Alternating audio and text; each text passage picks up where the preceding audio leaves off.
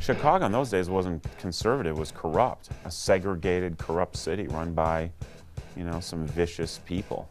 It was a real tight-ass Catholic kind of shove a piece of coal up your butt, you get a diamond kind of city. It was a very closed-down city, very conservative, was not open. There was something about the whole Chicago rock and roll crowd that just, you know, viewed punk as like a threat. If you walk down the street with a mohawk, you were going to get all kinds of comments and you might get your ass kicked. Back then they wanted to fight you. They just wanted to kick your ass, man. They felt threatened. They didn't like it or understand it.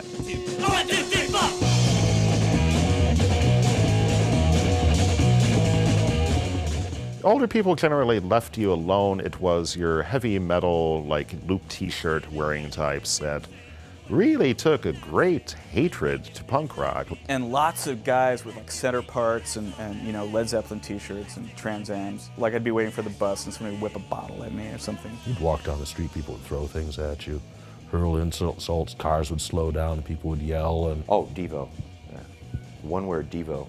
Hey, Devo! Punk rock, B-52. Rock Lobster! You'd be standing at the L platform, you know, and somebody would, like some guys would get off of the train and walk by you and they'd say, Devo! Jocks or idiots, same deal, would lean out the window and say, whip it!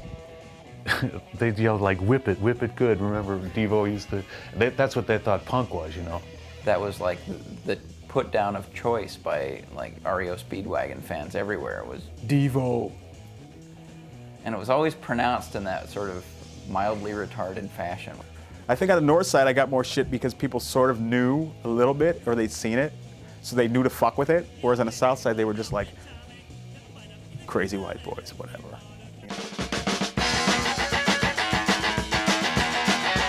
South side was bewilderment, but north side was punk rock faggot. Hey, faggot! Oh, we were faggots. I mean, of course we were faggots. We had to be. We had to be. We weren't playing the Who, you know? We had to be fags. Fucking faggots, get off the stage. Got a lot of faggot. But it was a lot safer to be downtown Chicago than it was. Oh yeah, I'd way growing rather be a up in punk in Illinois. the city than out in the suburbs. The suburbs were a very violent, treacherous place for young punk rockers. Very scary. I think it's the Midwest mentality kind of thing. People are conservative here. And people are very conservative and, you know, go Bears. But I always thought they would come like, you know, a bit, you know, the people who liked hard rock and heavy metal would, you know, probably like punk. Not in the late 70s, early 80s. They detested us with a passion.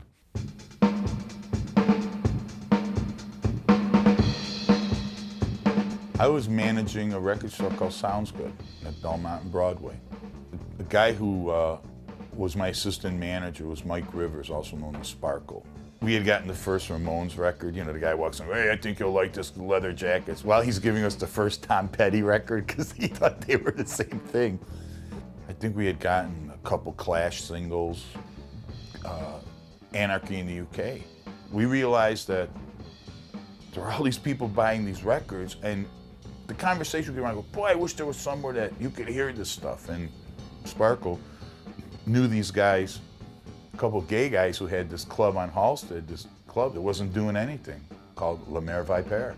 So we went over there, said, hey, can we have your club for a Sunday night? We'll provide the DJs, we'll provide the music, we'll provide the people at the door. You 10 bar and take all the money. And I think we charged $1.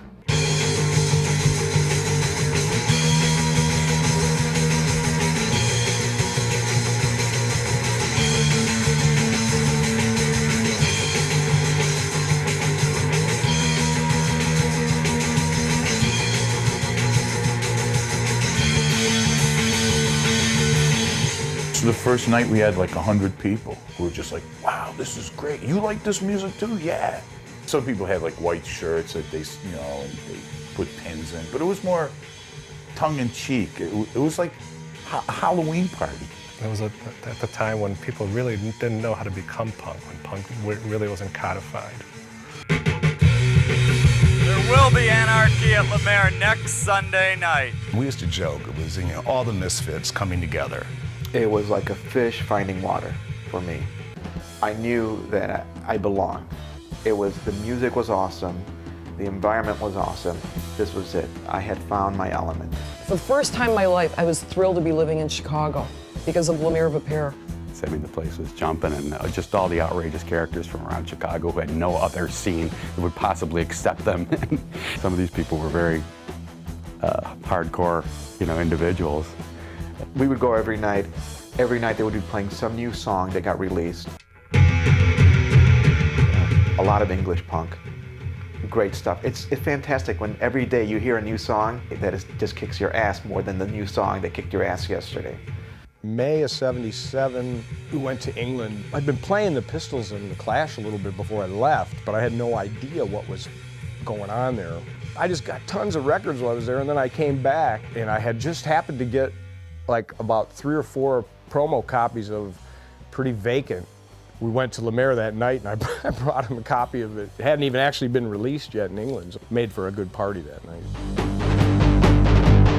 It wasn't only the punk thing, it was, they were playing reggae, you'd have soul in there, but it was just straight up hard energy dance music. In the course of the night, you would hear ska and rockabilly and glam and the Ramones, and the movement hadn't fractured. The disco leftovers were there, and they were discovering Lemire, and I'm sure a lot of them never went back. I was discoing, I was like wearing the suits like everybody else. Stopped at Lemire, just on a fluke. I was like, bam, walked into place, the music was kicking, people were jumping, just going crazy. I went home, I took off that suit, man, I like ripped up a t-shirt and I was like back the next night. Kenny Ellis was the doorman there, and I opened the door and I go, dude, what is this place? And he goes, Lemire Vapeur, man, mother of the snake. And I said, what is this music? Punk. Either come in or don't, It's like... And there were people that still had long hair. There were people that still had beards and, you didn't have to shed everything right away. You still had people with, their afros and mustaches. And you had people with who embraced it more fully. They were, fully safety pinned out and ripped t-shirts. Just anything went. There was no uniform. It was brilliant. You'd see people, they kind of heard about it. They'd walk in with a tie on. And by the end of the night, the tie's gone, the shirt's gone, the guy's in his undershirt, the girl's shoes are gone, her dress is all sweat up, and they're like, this is great. And you see them the next week, and now they don't have a tie on, they're a little punkier. The clientele was made up of just such a diverse, white people, black people, Asian people. It was the first place I'd ever stepped into, and it was 1977. That was just completely, utterly diverse, and nobody gave a crap about anything. Art school kids, drag queens, gays, leather boys, poets who wore lederhosen and carried Barbie doll cases.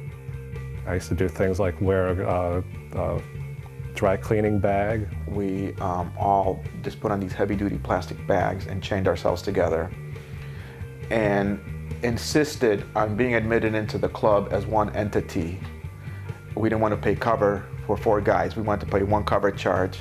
I just wanted to see what it looked like, and who was there and what they looked like, and I was just really curious. In June, we had our Punkorama weekend, which had a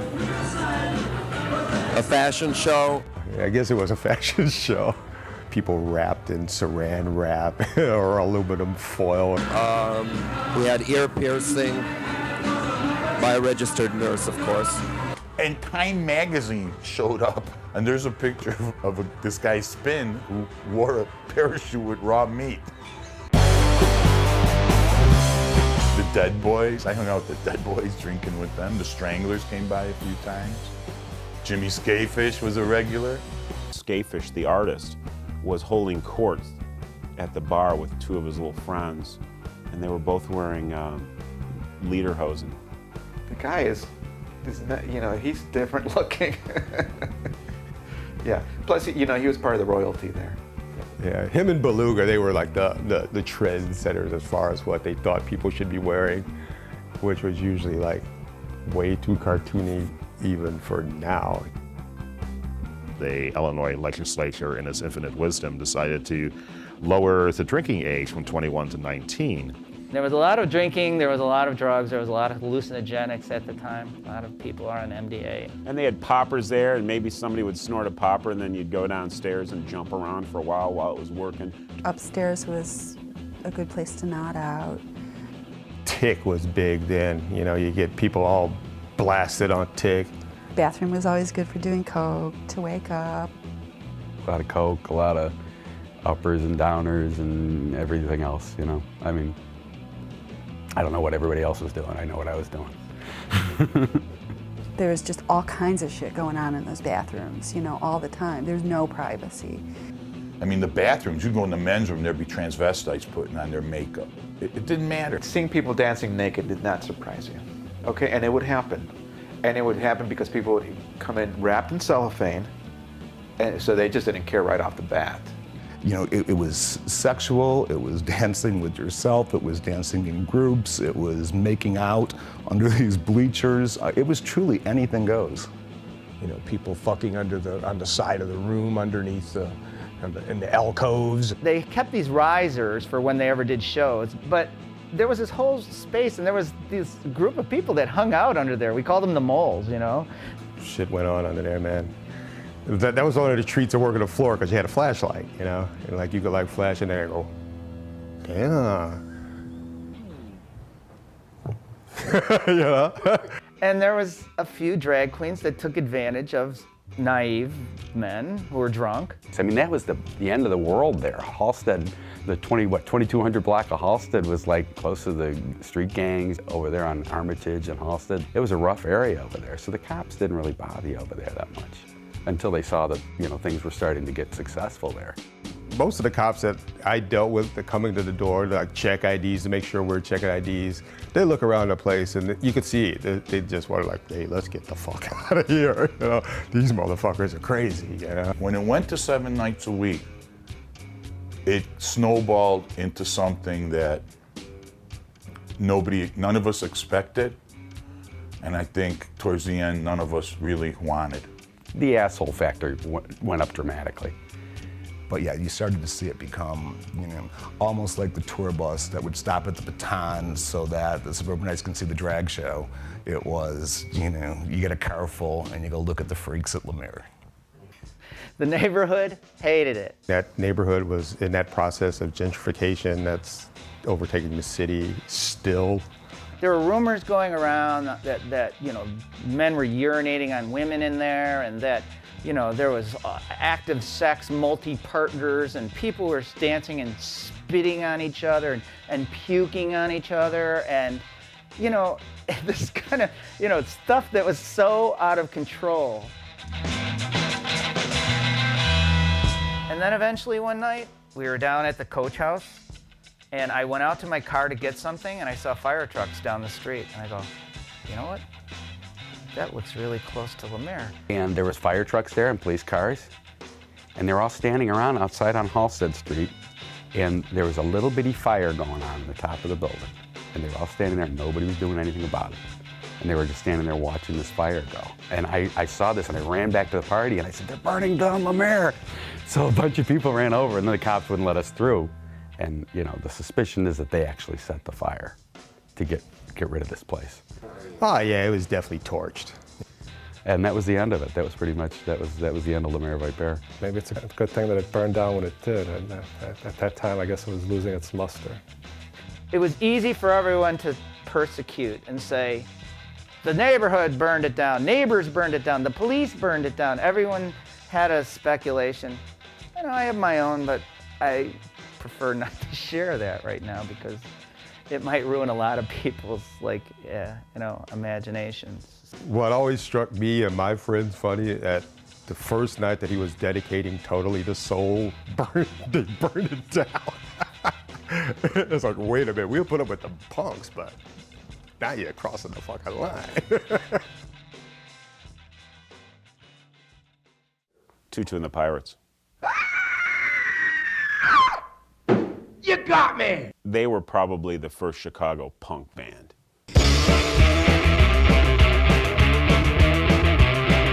Sitting in your car making love. Tutu was our drummer, but he wasn't Tutu. We just had that. We came up with the name first.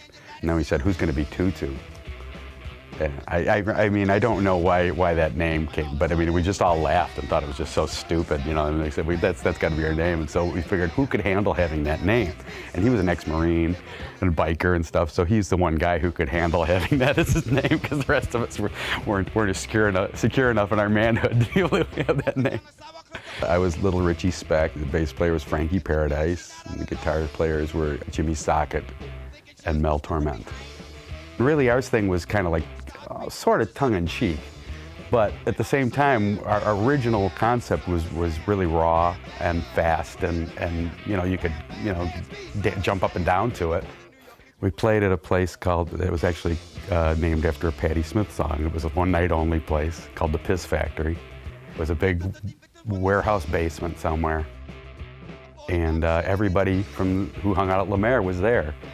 And it was great. We came out and started playing, and people just went crazy. You know, none of us expected that. We knew we had some fun songs, you know, but people really wanted a local band that was really doing kind of the punk thing. Tutu and the Pirates were absolutely fantastic.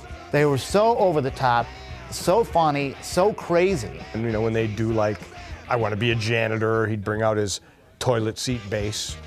And the singer would have, Little Richie Speck, the singer, would have a plunger, you know. You know. I want to be a janitor! College readings what they want. Textbook study, brains the clown. Preaching and teaching is the king's job. Which department are they from? I want to be a janitor.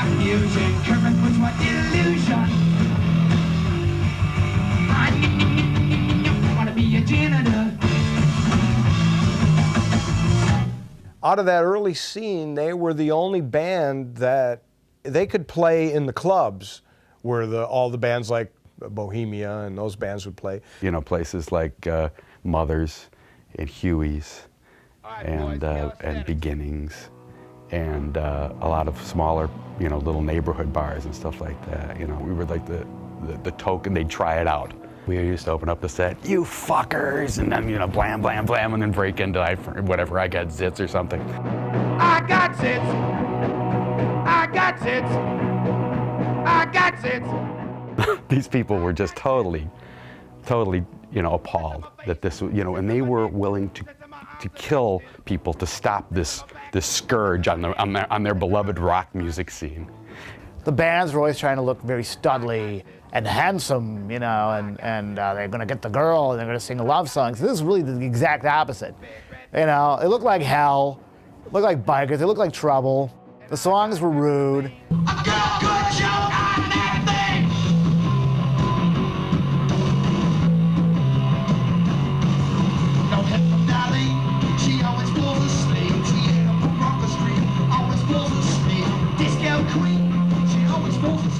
I mean, it was just wrong, you know, wrong. It was just wrong. From the get-go wrong. You know, it was not, you know, what they wanted to hear. He always falls asleep. Ah, shit. The one at Beginnings was hilarious because there was like they had Battle of the Bands night. You know, the bands that were playing with us were like doing like, you know, were like Styx, you know, kind of bands. And so we showed up with a huge contingency. You know, everybody came out to see us there. And it was a friggin' war. I mean, people were throwing beer bottles at us, and I got cut. Tutu got hit in the head with a bottle. I mean, you know, everybody was getting all dinged up. I mean, we were all bleeding and stuff. But I mean, it was the greatest show ever because it was like our friends were out getting pummeled, and they were pummeling other people. And of course, when we were done with the set, the owner beginnings, you know, said, "Get the hell out of my club. You'll never play here again." We were back like 2 months later. Contrary to popular belief in 77, 78, that period, there were no real quote-unquote punk bands, except for maybe Silver Abuse. And they wore tinfoil, and they were really obnoxious and really bad.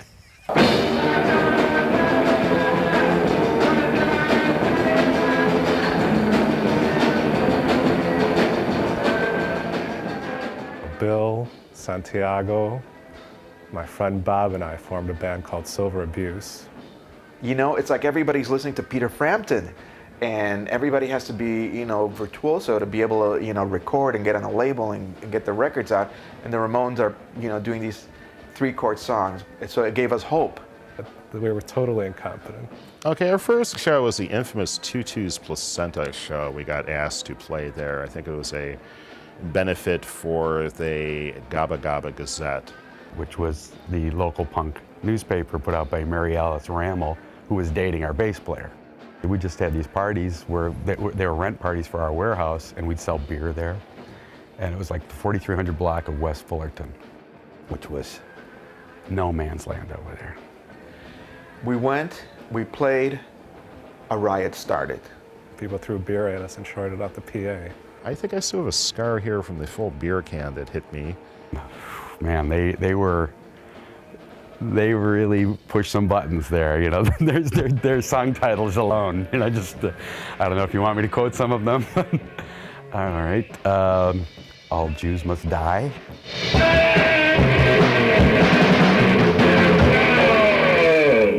Oh yeah, oh, I mean, it's interesting when people walk up to you and say, you know, I really want to kick your ass. Is there some reason why I should not kick your ass? And you know, a good deal of the people who were in the scene were Jewish and black and gay, and they were putting, you know, I mean, I don't know that they were really racist, anti-Semitic guys. I just think that they wanted the shock value, and they really got it because people were just appalled. You know, people wanted to kill these guys, which was kind of stole some of our thunder because we were always the band people wanted to kill. It was actually satirical at the time. The Nazis were marching in Skokie. So we had that song, and unfortunately the lyrics were not as intelligible as they could have been. So people actually took us seriously. And the song was meant to be a parody of the American Nazis because basically these people were, you know, complete imbeciles. Well, maybe the fact we were wearing World War II Nazi helmets didn't help. We kept telling him, make it about something else. Kill somebody else, okay? Then he would get drunk and start singing it, you know. But it was like one of those songs that ended up like haunting us, you know, for years and years and years, and having to explain to people, I'm not a Nazi. It was supposed to be a joke, okay? It wasn't a funny joke, I understand that now. Since we always believed in recycling, we kept the music for the song and changed the lyrics to Dogs Have Fun, which seemed to go over much better.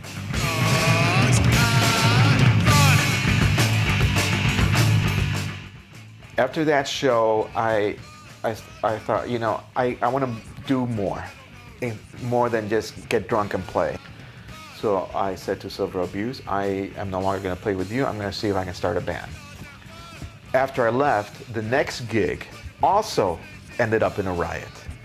So the first 2 gigs involving these guys ended up in riots.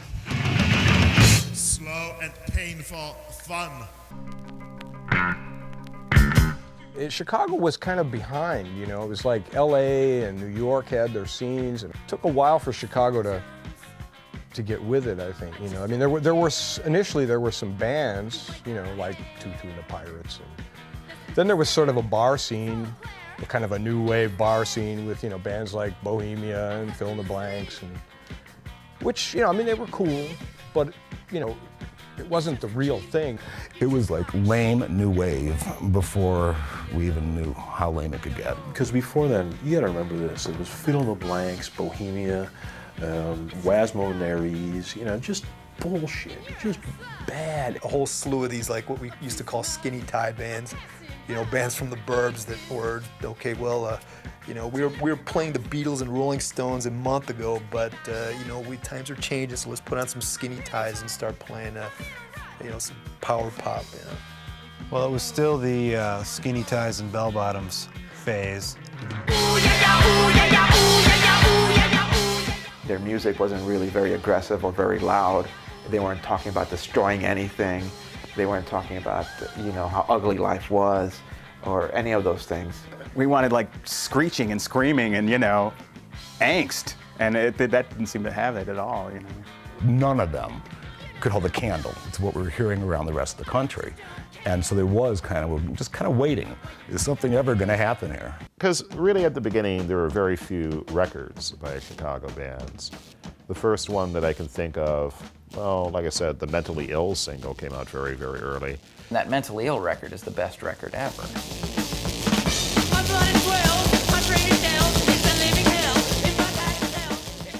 You can play that record to people today and you will still startle people with the crudity of that record. It's just unfathomable that somebody would make that record intentionally, but they did.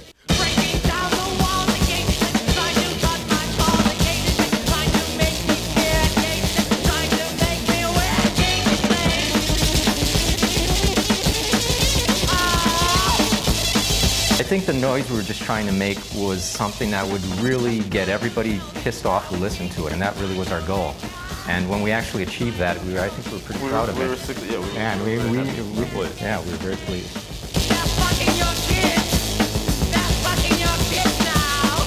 Well, first we just brought them into record stores. We'd sneak them in. It was like stealing, but reverse. But in reverse. Yeah. We sent them all over. We sent them to the White House. Sent him to Gacy in prison, which we thought was a major victory, actually. Yeah, we called were Sick by John Wayne Gacy.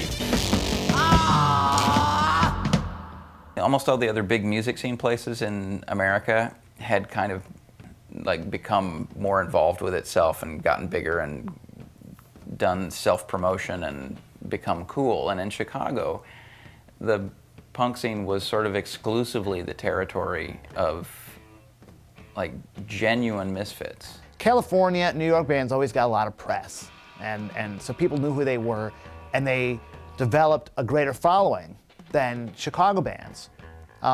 They had a media that was more willing to talk about them and cover them, and you know, here it was like pulling teeth. There was the Illinois Entertainer, which besides being retarded, has a curse on it. So you don't want to be associated with the Illinois Entertainer. Going back 30 years, I think, if your picture appears on the cover of the Illinois Entertainer, you go into an immediate career tailspin. It's like an unavoidable curse.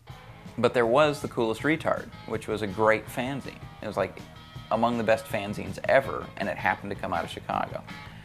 Craig was a really important person, started the Coolest Retard. It was just, it was another important thing that kind of kept our little scene going. You could tell when reading the articles that whoever had written the article was really excited about whatever it was that they were writing about.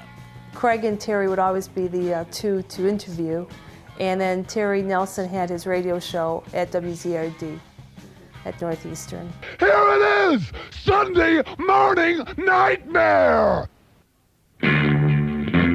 Terry Nelson, I think, is really one of the driving personalities in the Chicago punk scene.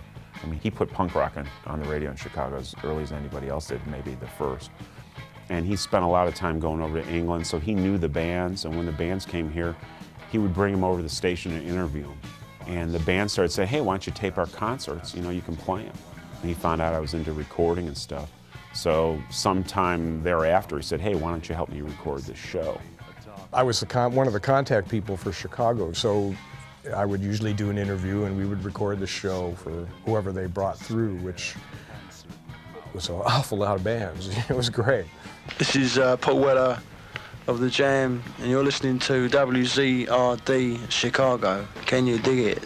I'm Captain Sensible. This is Sunday Morning Nightmare. Hey, how's my tip for the top?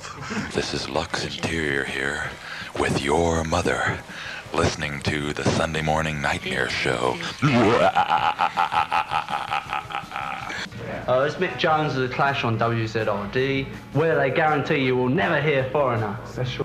This was a very hastily arranged interview, and we've run into some problems with the security people here in the building.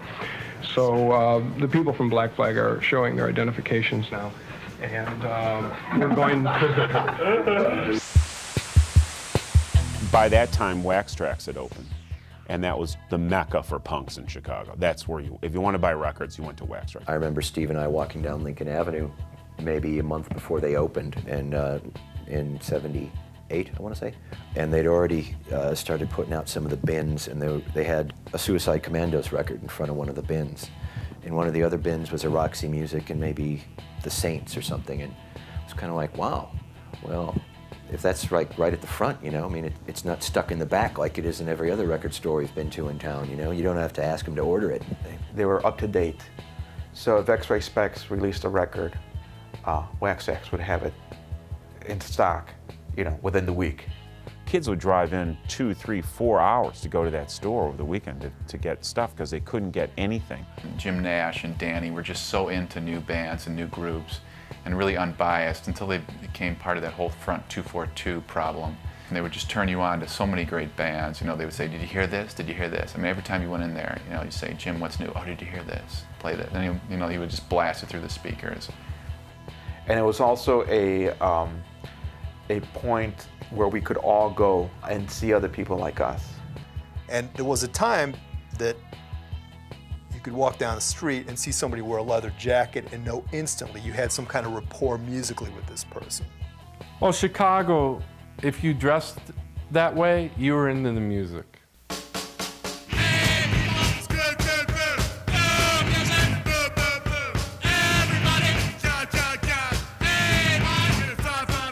After Silver Abuse, the remaining members started a band called the Layouts, which is a little bit more of a pop-oriented kind of band, you know, fast, short songs. Our set was 26 songs in just a little over 30 minutes, so they were quick.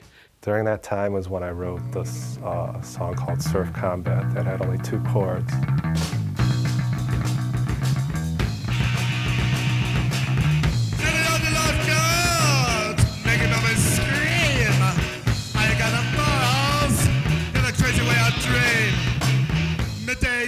Makes me wanna kill.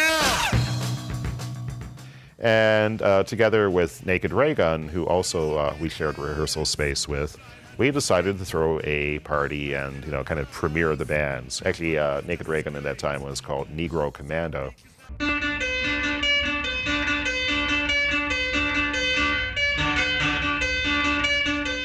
I was at the Exit one night, and I saw Marco Pizzotti playing pinball, and he had the look. He was just dressed to the nines as a punk. I asked him if he wanted to, start a band. That I was, looking to start a band. He said, yeah. Which is weird because he didn't know anything about playing in a band. But he bought a bass and he started playing bass with Santiago Durango.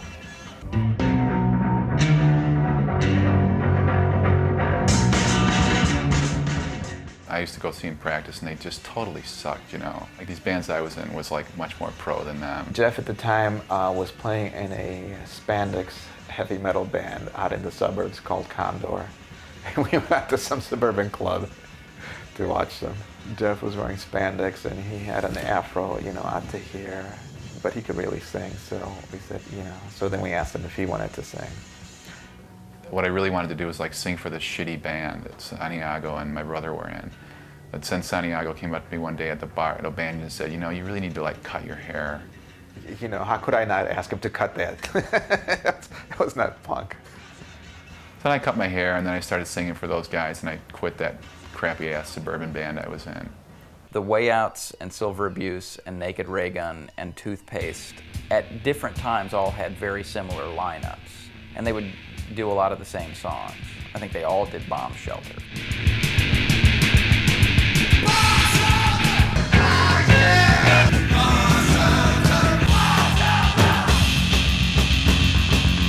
It took a while for it to really, finally gel and become Naked Ray Gun.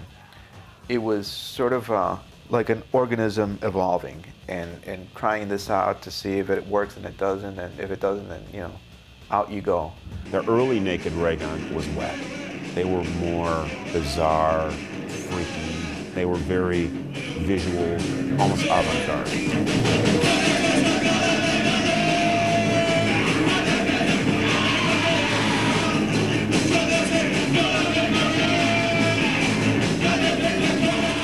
Every now and again, you'd think that you were looking at a rockabilly band because they would have these sort of goofy rockabilly heps and hoes and haze. And then sometimes you'd think you were listening to some, like a retarded art project, just because it would be all beeps and squiggles and mumbling. I love you, I really love you, I love you. And then sometimes it was just sounded like heavy metal.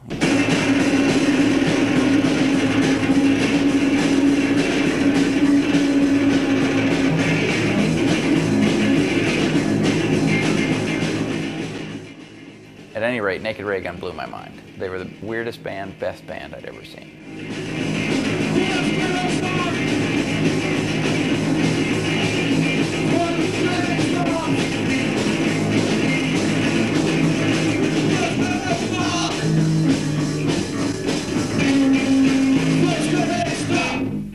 You know, we went through some drummers, and I think eventually Jim Kaleo, really became our drummer. You know, Jim Kaleo is a great, great drummer. He probably had the best rhythm of any drummer I've ever drummed with ever. He has more rhythm than any white man I've ever met. It's unbelievable timing and sense of rhythm, really over the top. They had this crazy jungle robot drumming, sort of a manic, compulsive drumming. I think he just has rhythms going in his head like 24 hours a day.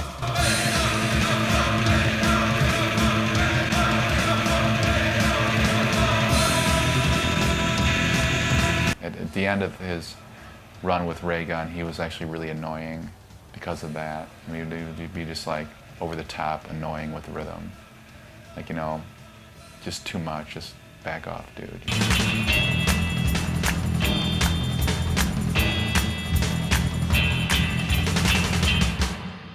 I still don't even know how to pigeonhole them. I mean, I don't even know what you'd call Naked Ray Gun, like Italian art, surf punk, anthem punk, or so. I don't know. One thing that we did want to do was we wanted to be original. We did not want to sound like somebody else. We wanted to forge our own sound. In fact, we wanted to forge a Chicago sound.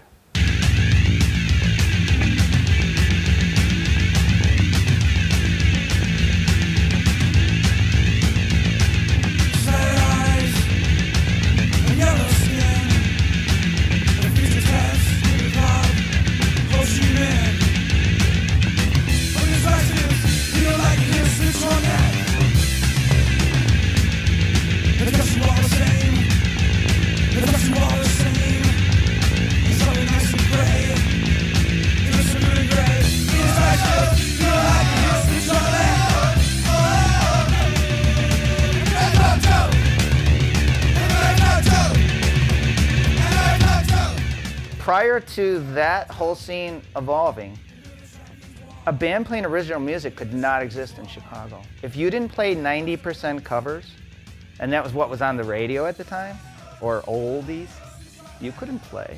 Clubs would not allow kids with original music to play with their own material. It was cover bands or nothing. And suddenly, you know, we're renting lofts and putting on shows, you know, down in the Fulton Market, and we're having great shows, 5 and 6 bands, white light, you know, selling our beer on our own, you know, and that's how we had live music. And then pretty soon the clubs were finding out that we were making more money than they were.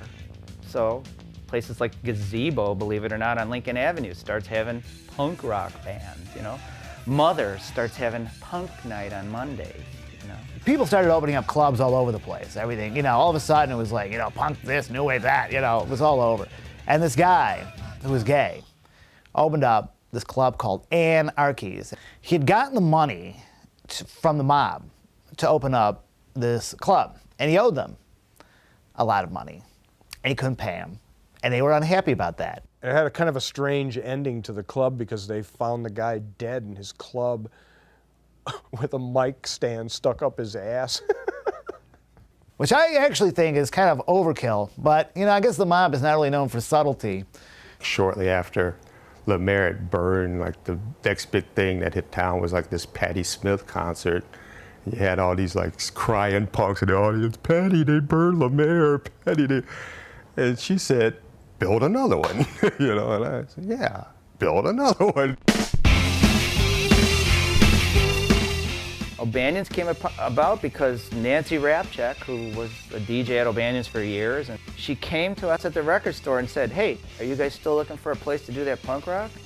And we said, yeah, why? You should go talk to this guy Russell at this bar O'Banion's. He's been doing, like, if he has 3 people in the bar on any night, he's jammed. Nancy set up a meeting, we went and talked to this guy, and he was like sort of a leather guy, you know, the leather and bondage guy, but we sat down and talked to him, and we told him. We guaranteed him people if he would give us a night or 2 nights. The DJ staff that was at Lemaire became the DJ staff at O'Banion's. The scene was a little bit different at O'Banion's. It was a little rougher because of the neighborhood with all the leather boys and stuff.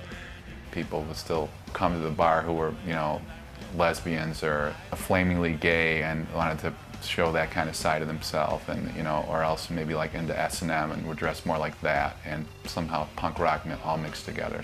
You know, it made it for a very lively atmosphere. It was totally different than Lemaire.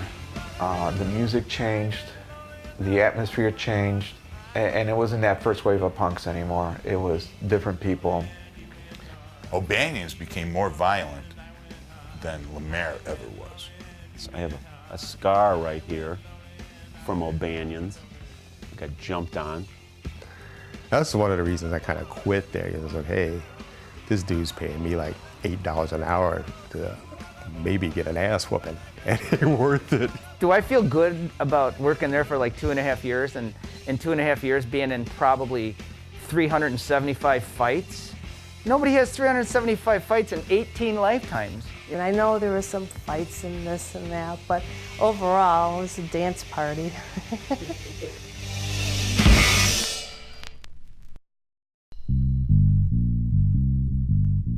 We probably ranked as the worst, quote, new wave punk bands I'd ever heard, up until the Oz bands.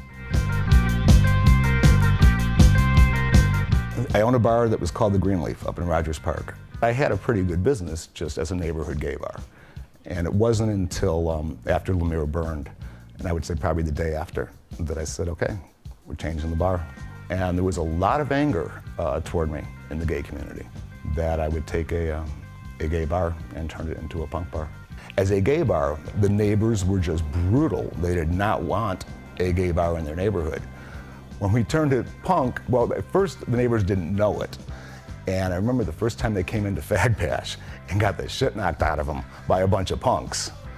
And it just, you know, you would think that now they're gonna leave us alone, that what they did was the police harassment became just intolerable. In the course of all the Oz's, I went to jail 20 times in 18 months. And so we knew we had to make a move. And I had set up a new space for Oz down on Hubbard Street. It was a place that was called The Ranch. It was definitely connected with Outfit and all. It was basically a kind of a geriatric gay leather bar. And it was fairly interesting because, you know, the old duffers that, you know, be hanging out there were absolutely delighted to see all these, you know, young boys in like leather jackets and, you know, ripped t-shirts. You know. Oz was a dump on Hubbard. It was creepy. You walk around and you're like, oh man, this is like Scaryville down here, and we're actually gonna go in here and play music. It's like it was just so in with the punk thing in my mind, how, you know, how it should be. That's when we started to really have a scene, I think. You know. Strike Under was a hard band, the first Chicago band that was a hard punk band. 1, 2, 3, 4. They were the main band to me, but that's me. I'm not the only one that feels that way, but. They were fabulous. They were incredible. They were the best band.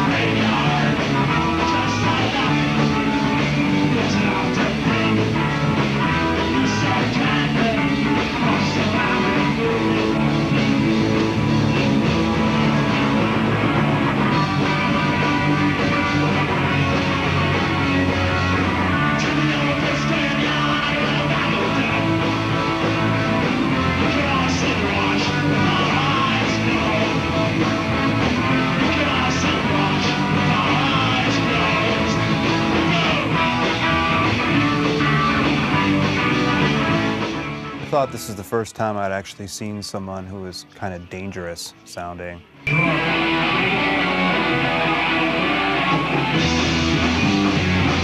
Just because they were loud and abrasive, and there wasn't an air of new waviness to them at all.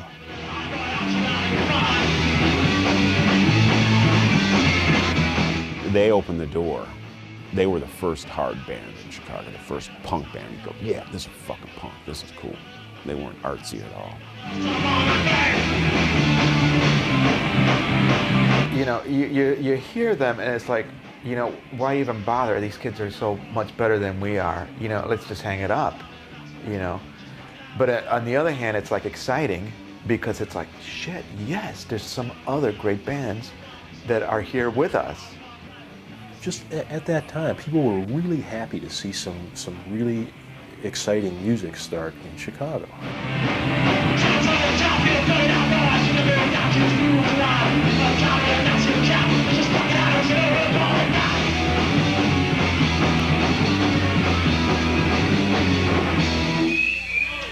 For a while, Oz became our hangout. What we do is Thursday nights we'd have practice, then we'd head over to Oz, you know. And so it was only fitting that Oz was to be our first gig. And that was our first gig in like November of 1980.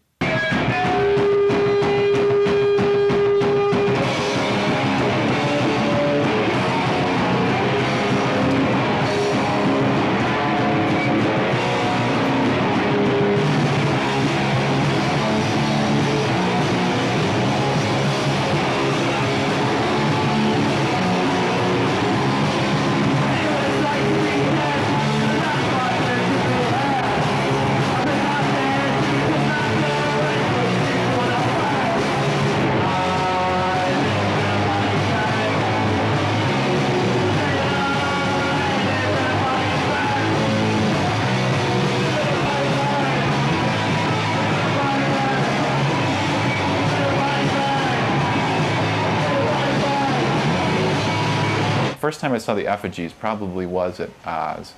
And I thought they were scary, scary good. They were so good. I was like, damn, now we got to get better because these guys are going to blow us off stage. First of all, we can never play with these guys.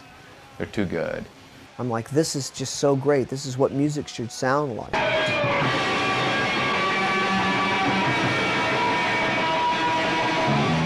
Quarter of the way through their first song, which is, I still remember, it was Below the Drop, the first song I ever saw them play live. Bombs just went off in my head. Just, it blew everybody away. Everybody was like, oh, wow.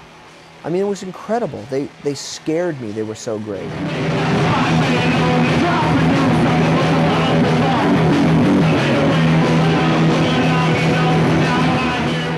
Nobody I know could deliver a song standing still with such intensity and anger, or whatever it was that drove him. They had Earl, you know, who was fresh from heavy metal bands, and he could really, really play.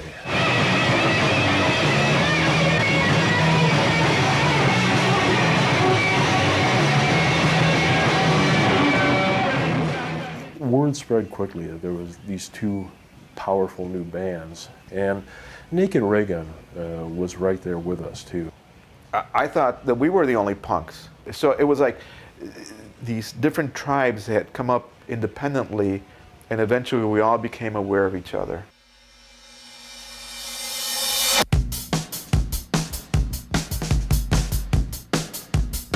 And the last place I think I'm ever really going to have a hassle doing a punk bar is surrounded by all these gay bars, and I know all the owners of these gay bars, that you know, and we've known each other for years. Was I wrong? They did not want a punk bar. That I used to tell them, it pisses you off because the leather looks so much better on my kids than your kids. At the time, the gay community in Chicago was getting hammered pretty hard by the cops, and the cops hated the punks even more than the gay folks. And part of it was a number of the Chicago punks started wearing Chicago cop jackets. They wouldn't leave the Chicago police tag on, but they would leave the Chicago flag on there. It was like Chicago punks. And the cops, whenever they saw a punk wearing an extra cop leather jacket, it seemed like that would set them off. Then we went up to 3714 on Broadway, which was unfortunately about 2 blocks from the police station there. Not a good call. And that became the Oz. When people say Oz, that's the one they talk about. We opened the doors, I think around 10, 11 at night, and we kept it going till about 7 in the morning. And it was bring your own. He pretty much put his liquor license and probably even his freedom on the line to let us play at Oz. And with a 21-year-old drinking age, we were all clearly not even close. It became our home by necessity because nobody else would book us. We saw Oz and went, oh wow. What a dive. I mean, you had your typical, punk in the corner throwing up, the other guy, getting a blowjob in the other corner, and the other guy punching out his girlfriend in the other corner. It was nuts. There was some violent things happening there, but I mean, there's been violent stuff happening in rock and roll forever. I mean, girl fights and guy fights and... Especially girl fights. Oh, Jesus. Some of those Southside women were, and I know a few of them now. I had problems in the bar. Our people, we just solved it. And sometimes it wasn't great. I remember, one night, one of the neo-Nazis was, I didn't want him in there, and we ended up putting him through the front plate glass, which was kind of nice, because then it allowed me to board up the rest of the club so you couldn't see it at all.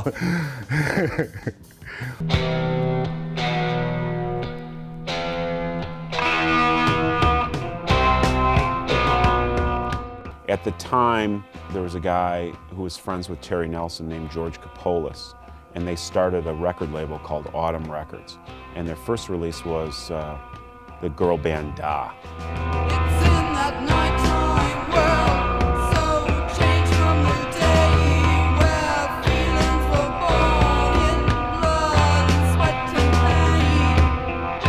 Two really stellar records, really good 7-inch single, and an excellent EP called Time Will Be Kind. They were, I think, a really brave group. They always did what they wanted to do. They never felt the need to change because of outside influences.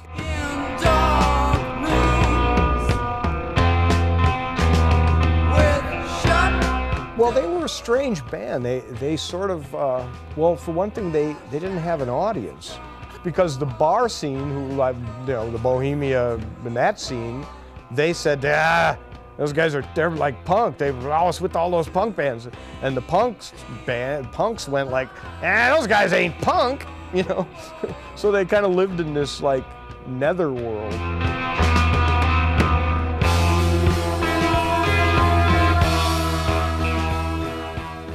Three months, no hassles, no cops, no bust. I can't believe it, that this feels so good. The day I got my liquor license, they raided my club and arrested me. Jane Byrne was the mayor of Chicago, and she was starting to come down on some stuff that had been going on for a while, so that the Oz was getting hassled on a regular basis by the cops. That's about the time the Huntington Beach thing is exploding with Black Flag and, and germs and circle jerks and all of that. And there's a lot of being written, you know, in newspapers about this huge hardcore scene. My understanding is that Mary Jane Byrne had the police call LA and said, we have a potential problem here with this club going that route. And the advice was, stop them now. This is the music to the soundtrack of the album, of the movie, of the stage show, of the Oz album. The Busted at Oz album, I think, helped to get some national recognition for Chicago. 2 bands playing every night. The bands would play between midnight and 6 a.m. And Tim Powell had a sound truck out in the street, and we're hoping the cops wouldn't see the wires, and no one could leave until it was over. And we just thought, can we get through 3 days without being busted? And we did.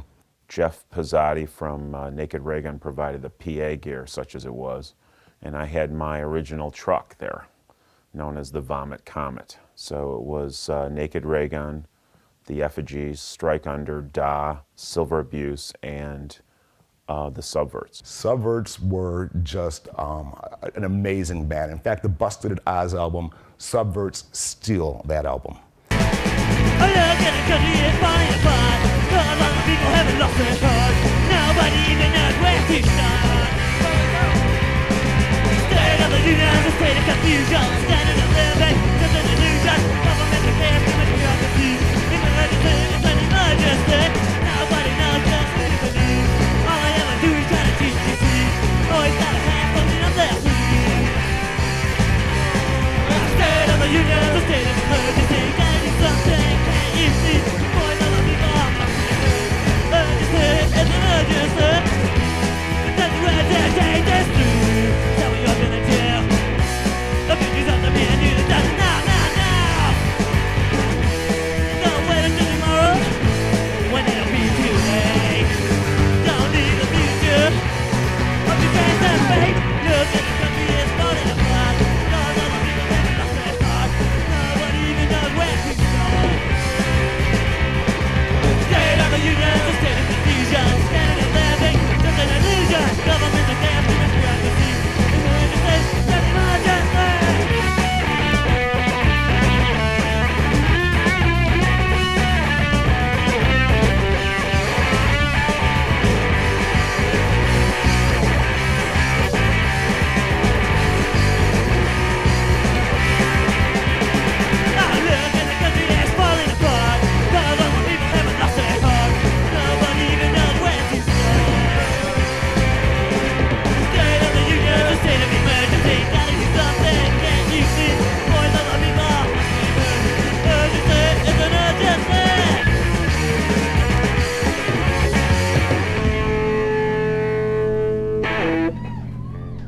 Yeah, the Naked Ray Gun stuff and Busted It Out stinks.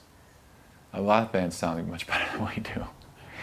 I'm telling you, back then we weren't that good. We had a good attitude and stuff and looked cool. That was about it.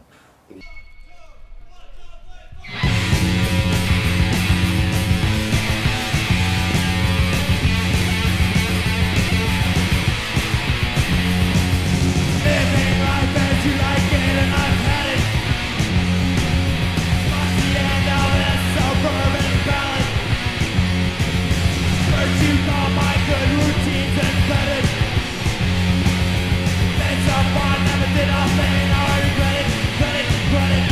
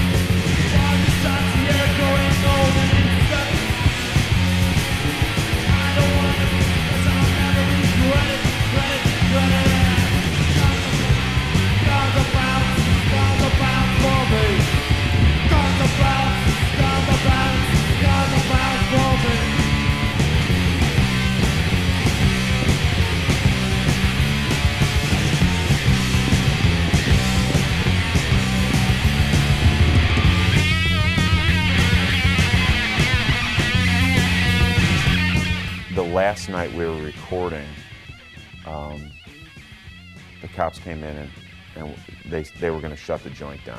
Dem got up on the mic and he said, well, I got good news and bad news. The bad news is this will probably be the last night we're open. We're going to get closed tonight.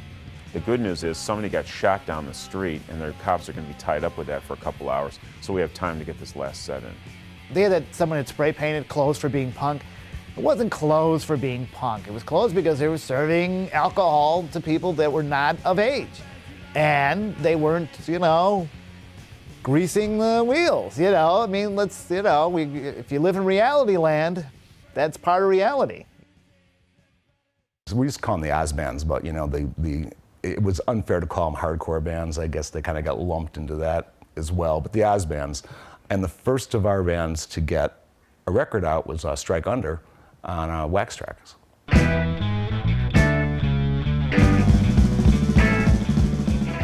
Jim Nash came to one of our gigs in January of 1981 and said, I want to do a record with these guys. Bob Furum's roommate was a guy named Tim Powell. Let us into the studio he was working at after hours and recorded us essentially for nothing, just because he thought it was cool. So we recorded this 5-song EP called Immediate Action by Strike Under, and that became Wax Trax 001. It was the first Wax Trax release. Label mates with Divine at the time, Born to be Cheap. I think that was 002.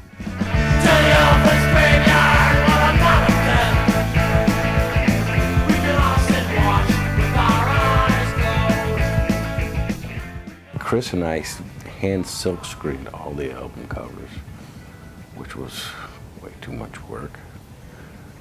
It started this trend of Chicago punk bands recording 12-inch records at 45 RPM, like disco singles, but they were EPs.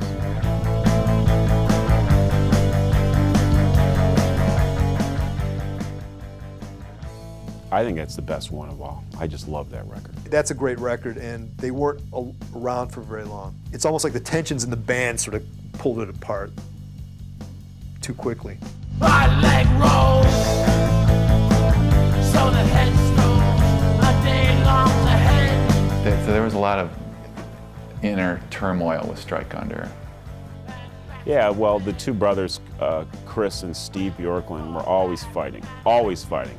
They had some nights they were just genius and played all their songs brilliantly, and some nights Chris and Steve just got into fist fights on stage and never finished the set. I remember at Waves, they got in this fist fight in the dressing room and trashed the whole place and got kicked out, and they could never come back forever. Steve just lost it and walked off the stage, picked up a pinball machine, slammed it down, broke the glass on it, and then left the club. I mean, the Oz thing was the greatest. They had some tremendous explosion before they went on stage. And when they went on stage, I think they would like to kill each other. There were just like sparks flying through the air. There's that instrumental that's on the Oz album. It was so hot.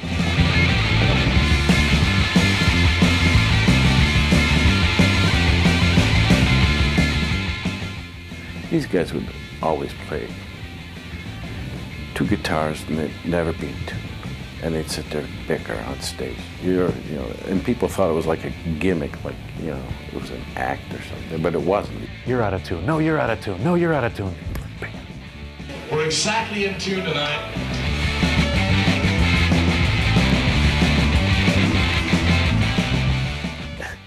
I read something that Husker Du came back to Minneapolis and said they had seen us at a show. And their report was there's this skinhead band called Strike Under. And when the brothers go out of tune, they punch each other. And, that wasn't exactly the way it was, but, I don't think we ever duked it out. I think we certainly had our arguments. I don't think any punches were ever thrown. I think there were punches thrown.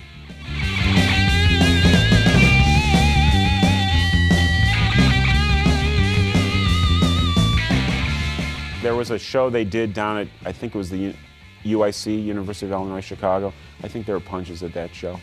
It was like maybe the second to last show they did.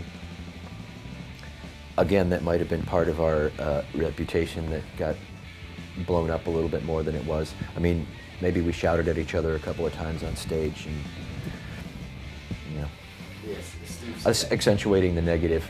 They can't downplay it. I was there. I saw that stuff. They hated each other, but they were brothers. That friction must have caused them to really write some great material. It's just, unfortunately, that also caused them to, you know, split ways.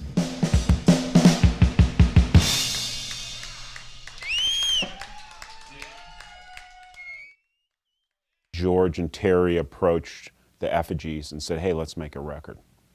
So we brought them out to Sound Impressions to make Haunted Town.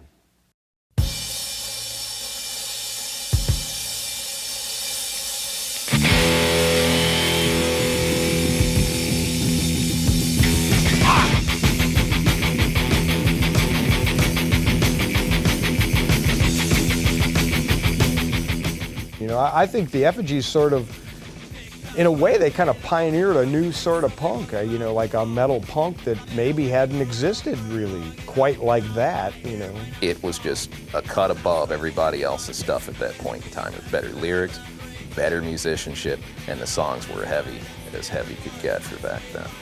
It was definitely heavy.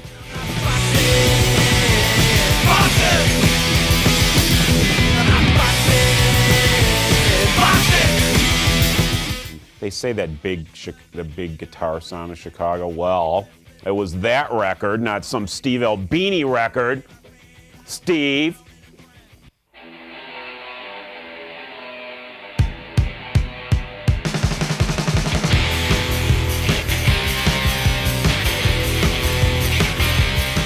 Haunted Town, Queer the Machine, and Body Bag are three of probably the greatest standout pieces of vinyl to come out of Chicago.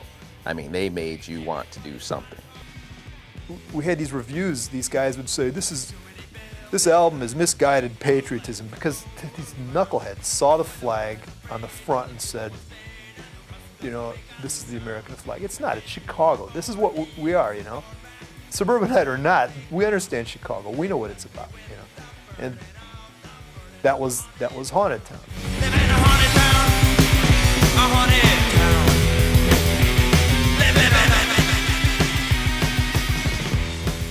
I was doing shows for WXRT at that time and working out at the studio in Des Plaines, and I got a phone call one day from somebody, and they said, somebody from the Donahue Show's on the phone. So I'll take it. Well, we're going to do an episode on the Donahue Show about punk. I'm like, cool. She goes, we need some punks on the show. Well, they have to look weird. They have to be weird and freaky. I'm like, well, if you want a freak show, I'm not sure if these people are going to be into it. You know, well, they have to look weird. And obviously she was just doing the classic setup, you know, where you put the weird, freaky people on, and then they get hammered by all the suburban moms in the audience. I mean, stand up just a second. I'm sorry. My children, but I don't want one that's got purple hair standing up, or I've got a daughter that might be on drugs. I'd rather see her on drugs than that. I'd rather see her. The anti-punk lady was saying these kids are into drugs, they're into self-mutilation, they're into violence, they slam dance and get cut up. Apparently you put this on your... On the wrist. On the wrist, Yeah. and then as you dance, you slam. It's slam dancing. And the idea is to what? To injure the other person, or? Yeah. No. All right. All right. You just go out and have fun. Like if somebody falls on the floor, you know, they could get trampled or something, but everybody will always help you up, you know. Nobody will let you get down there and get your head smashed. Nobody's out to beat anybody's head in. Okay, but I don't understand the hurt part of it. It's like football. I've seen a lot more people hurt in a high school or college football game than any night or any month of anybody dancing anywhere. And the Chicago punks were trying to get the point across that the way it was in California with a bunch of disaffected, snotty, rich suburban kids, and in Chicago it was mostly just street level, you know, hard-working folks who were punks. It wasn't that. They truly tried to make that distinction on the show, which completely went over the heads of everybody in the audience. How do you feel about the future, your future? That's pretty ambiguous. Yeah. You don't care? Not really. He's a what? Why is he a moron?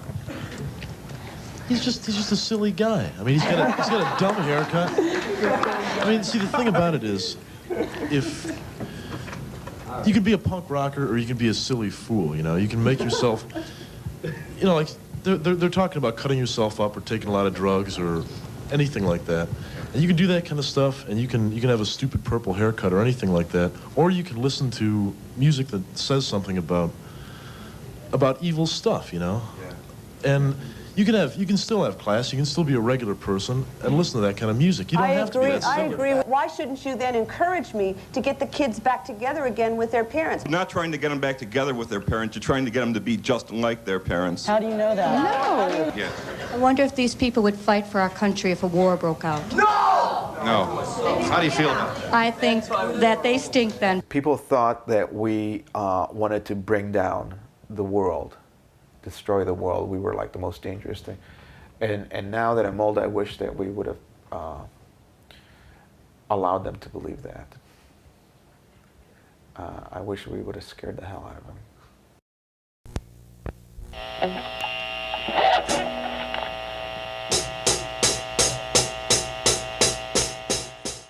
So in DeKalb, I had formed this band called Direct Drive with Joe Scuderi, who ended up in AOF, and two other guys.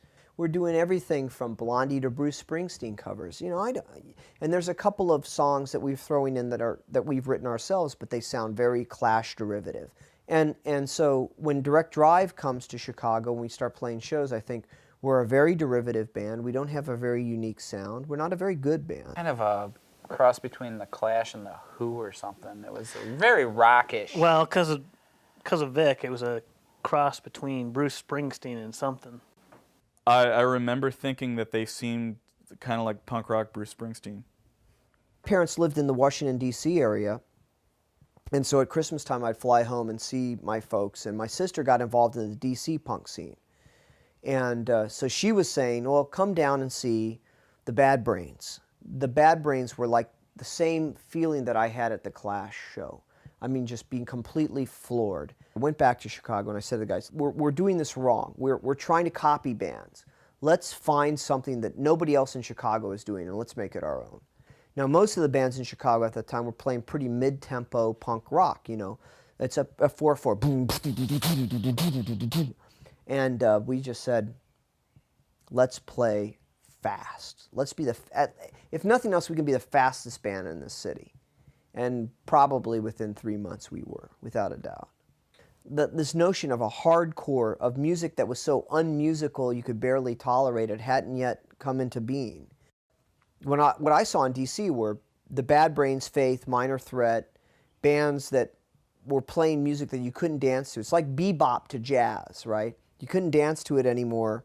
It was almost conceptual art. And then we did What We Want Is Free, early '82, out in Schaumburg. And then we put that out ourselves. So by that point, we had really crystallized a pretty aggressive sound. You know, they were doing stuff that other bands weren't doing, like some kind of strange time signatures. Vic would sometimes play with an acoustic guitar, and that was like, oh my God, what the hell's he doing up there with an acoustic guitar, you know? There were people in the AOF camp that hated the Effigies, and there were people that were in the Effigies camp that hated AOF. It's like our crowds never really overlapped, you know? I mean, in my mind at least, Articles of Faith fans really weren't Effigies fans. Those AOF guys were much more like me, like politically, but I still always thought that the Effigies were the greatest. Haunted Town still stands up along any fucking record, but they were just fucking crabby and shit. And they would go out of town, they just talk shit about everybody in Chicago in interviews, so everybody's like, fuck you. Because we were touring the country and they were touring the country too. We go into these other towns, Boston or New York or something, and we'd see a local fanzine, we'd see them just ragging on us, just bad rapping us. I'll tell you the truth, I was really hurt at first. I mean, I liked the Effigies, I wanted to be part of their world, but they didn't want me part of their world, whatever, you know, whatever. I like Vic Bondi. Vic Bondi's a smart guy. He's a good guy. He's a good musician. I was never a big fan of Articles of Faith. They went in, to me, they were in the category of like kind of the Dead Kennedy maximum rock and roll bands. And I never really liked all those bands. I thought they were talking very condescendingly on a certain level. The effigies used to get really intense about how AOF subverted them, and AOF turned everybody against the effigies. I wouldn't doubt that they're still telling that story today, how AOF turned the city against the effigies. We didn't turn anybody against anybody. Vic Bondi had a big mouth, and he like trumped up this feud with the effigies, calling them Nazis. Of course, they were like really pushing left-wing communism. I mean, you couldn't talk to the guy without him spouting, you know, Stalin quotes or whatever at you. He was an instigator. He was always trying to throw gas on the fire. I think he liked the controversy because it brought his band more into the spotlight. I was at Tuts the night that Kedsey started spouting his right-wing bullshit from stage, and people literally sat on their hands at that show, right? And they had to stop the show. It's just kind of ridiculous. I mean, to have some kind of stage-in, sit-down strike because the effigies won't do this or the effigies do... I mean, look, we're a band. Come see us if you like us. Stay home if you don't. Who cares? And John Kedsey like fucking took me aside one time, like fucking 14, and takes me aside at Tuts and is yelling at me, telling me that I think I'm hot shit, and I'm not, you know, he's not from the fucking suburbs. I'm not some spoiled, rich suburban kid to me, and then going, I'm not gonna be you're gonna go up to be a doctor and a lawyer. This is what I do, and blah blah blah blah. And I'm like, first of all, I'm like 14, and you're like 30, and you're like bald, and you're yelling at me, like, you know what I mean? I felt like I was in school, like I felt like I missed a class, and so I'm getting screamed at by this old guy with bad breath, and he's like yelling at me, and I was like, oh, and I'm like, and then as a joke, I'm thinking to myself, I'm like, I live at Belmont and Pulaski, man. Like, I don't live in the suburbs in a fucking apartment, you know what I mean? And my family lives in, and like, you are a lawyer. Like, you know, I was just like, I'm a bartender, bro. You won, okay? They both have loudmouth singers, so I think that's probably the problem. Guys that like to talk, you know. If it was just the effigy scene and there was never an AOF, scene would have died in '83 or '84 when they stopped playing the punk. Because if you went through the effigies world, you had to have a demo tape and you had to play a professional club that advertised in the paper. I don't think that's what they wanted as a band. That's just the way that scene worked. And with Articles of Faith, it was just like, you have a band? We'll find a place to fit you in. Come on down.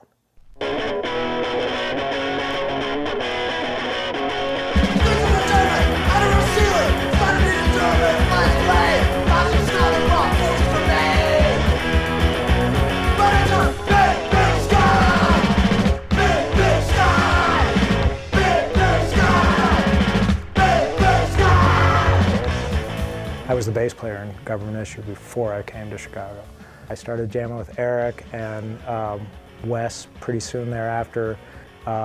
Dave immediately volunteered, and then really that's when the band took off, because, you know, Dave was like the best musician amongst the bunch of us, really. They wrote cool, interesting stuff that didn't sound like it was influenced from Chicago. Since I'd already been in the hardcore scene, like even before I came to Chicago, some of us were already joking about Formula Core, you know? Savages came from a little bit of a 60s root and could still crank it up when they needed to, and they were probably one of the more fun bands to slam to.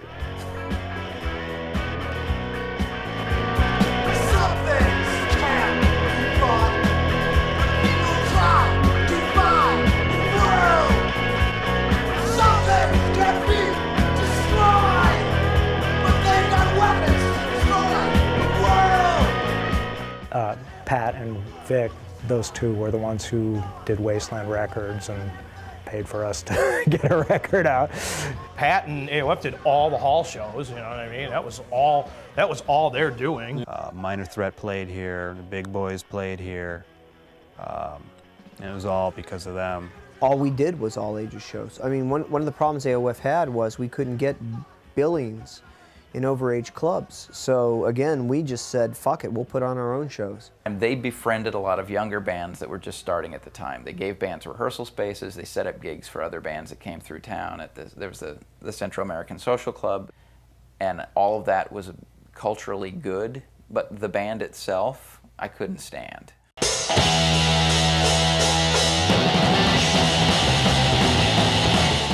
Somebody introduced me to him.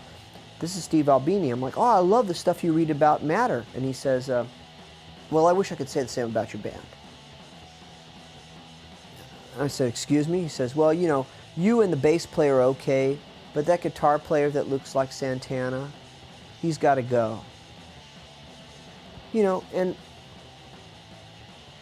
how am I going to respond to that, right? I mean, Joe's my bro. He does look like Santana, but he's my bro, you know?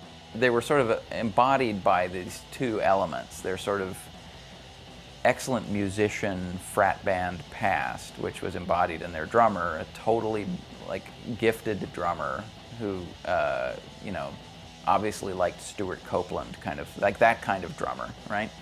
And their lead guitar player, who had obviously been playing guitar his whole life and was, you know, into the solo, you know, like excellent musicians, the kind we all hated. Their frontman, Vic Bondi, who is like sort of typical shouting, yammering loudmouth, you know, check my correct politics type hardcore frontman, you know. Absolutely nothing about that band appealed to me.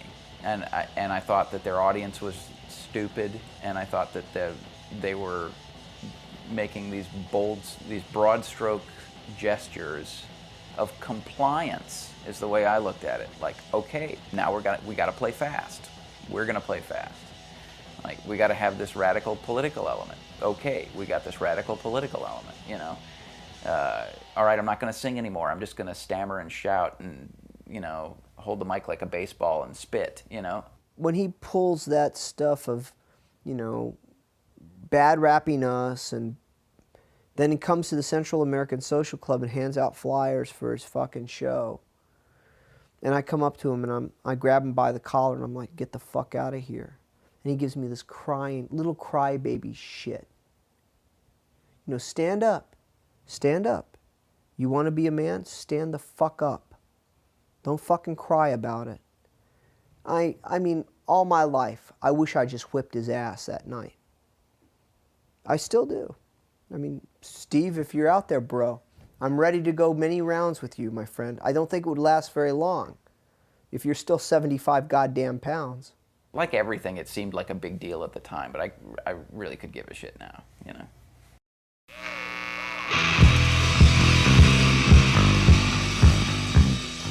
I did a lot of shows at CODs, and I did a lot of shows with the Dead Kennedys. I did, you know, shows and tours with the Damned, with the Dickies, with Public Image at the Granada. Tony was the person that was sort of running the show then. He was a con man. He would find owners of these clubs, and he would convince them that he should manage it. And he would skim as much as he could off the top, and he would run his scam for as long as he could. He also had a scam where, you know, he would know these people, kind of the patrons, over a certain amount of time, and he would always find somebody that he would sell the bar to. This was like right before he was going to get fired. And the owner finally figured out that he was being ripped off, and, you know, fired Tony. And Tony would always find somebody that he would convince that he, you know, that you should. He want to buy the club because I'm the owner, and it would just be a cash thing. You give me the money, and then the club is yours. But on the upside, Tony knew that I could put on shows. I had connections. I had been fighting to get the Dead Kennedys to come to Chicago. I had heard their first record to come out, and I thought it was so great, and I desperately wanted the Dead Kennedys to come to Chicago. I wanted to do the show. I wanted to be all ages, and yeah, we're going to serve beer. We're going to do it. We're going to serve drinks, and we're going to serve beer.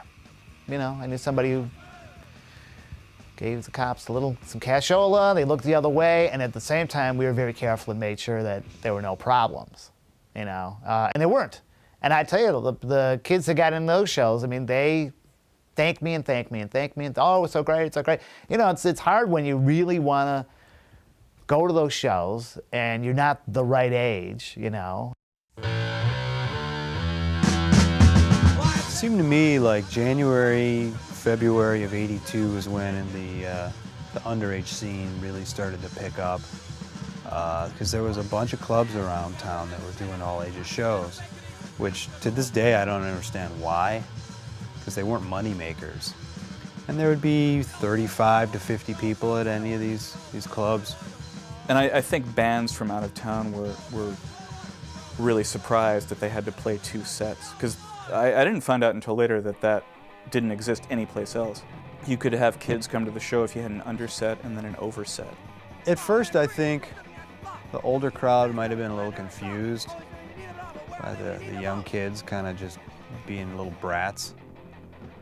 And I think we went out of our way to be little shits, making fun of the old people who were 21, 22 at the time.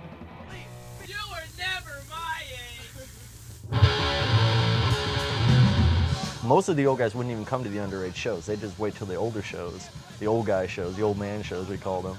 And all the kids would come to the underage shows. And the underage shows were always a whole lot more fun because you had all the kids out there. A lot more energy, a lot crazier. The old guy show, no one would ever dance, no one would stay. You just stand there and drink your beer, and it was very boring.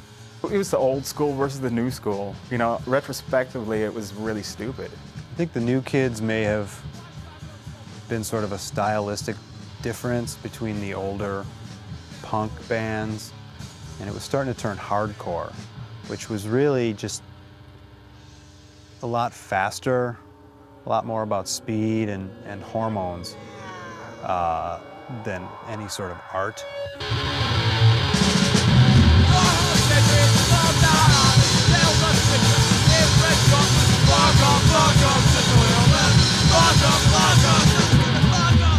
It was just a totally different atmosphere, totally different energy, a lot more aggressive, a lot faster, a lot just aggressive overall. The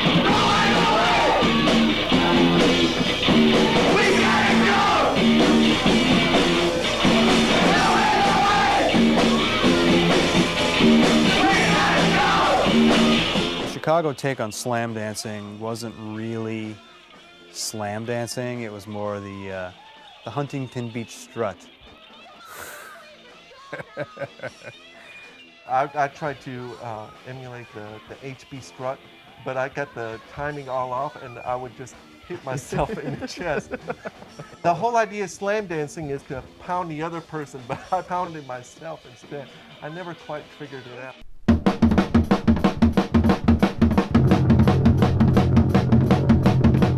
There was sort of a straight edge scene here at the time, but I know for me it was because I just never drank.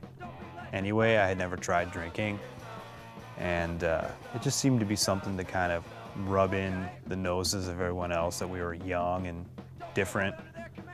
I know I keep on saying we were really obnoxious, but it really, that's so much of what I remember, how totally annoyed the older people must have been by us.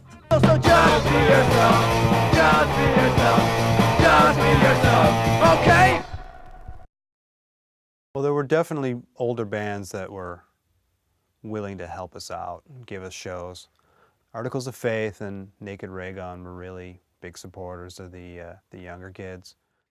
Yeah, we played one of the first all-ages shows that I can remember, and it was at Exit, and 2 people came, Anthony Alardi and Mike from Rights of the Accused.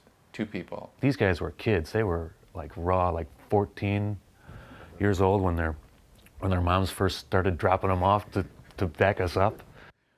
We were coming from that whole punk aesthetic that, you know, you really didn't have to know what you were doing at all. As long as you could figure out how to play a show, that was good enough. Wow.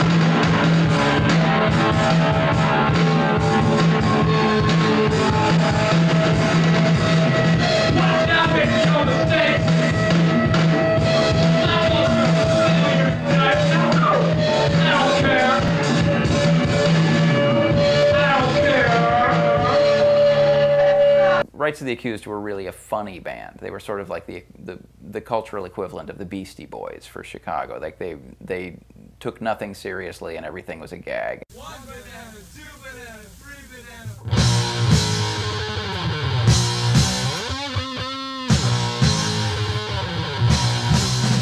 Their saving grace was their humor, and that's one thing that I think was sorely lacking from hardcore.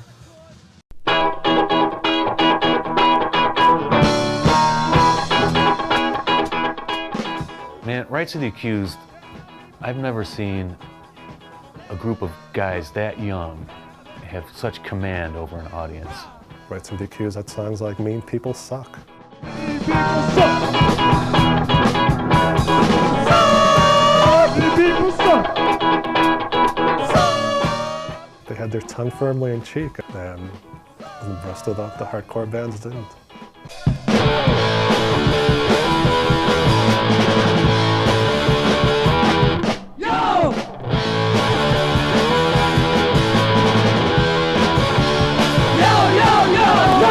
Well, they were a funny punk band. You couldn't take them seriously. They were like, you know, they wanted to be Motley Crue. There's nothing wrong with that. That was fine. There's nothing wrong with that. I mean, you couldn't take them seriously. Right, well, because everybody else was so fucking serious and creative. I mean, everybody's playing the same fucking 3 fucking crappy ass chords fast. I mean, you know, like, what difference does it fucking make? You know, oh, I'm gonna get up on stage and be really serious. Like, you know, ooh, what's my art? Yeah, well, we weren't trying to be Kate fucking Bush. Ow.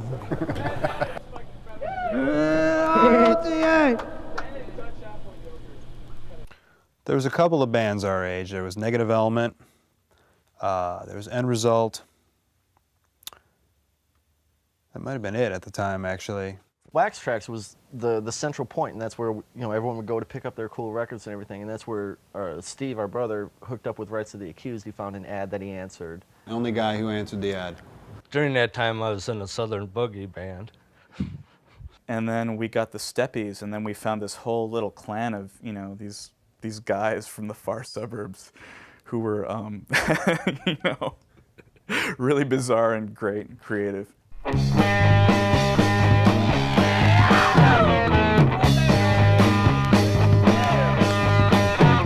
The first time I met them, they all worked in this fucking donut shop, and Steve was the manager, and Barry and Chopper both worked there.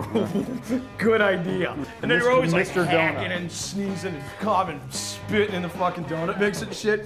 But the first time I met them, they were all excited because they made a donut hole out of a golf ball. For giving it to a cop, man. Cops get a fucking donut hole. Remember Steve put his foot down when he caught Chopper holding Barry's leg so he could shit in the chocolate batter. And then Steve put his foot down because that's taking it too far. Like the fucking golf ball that shattered somebody's teeth. Wasn't fucking... That was oh no, this has gone too far. Oh my God, you guys are disgusting. As he's spitting into the fucking French curls.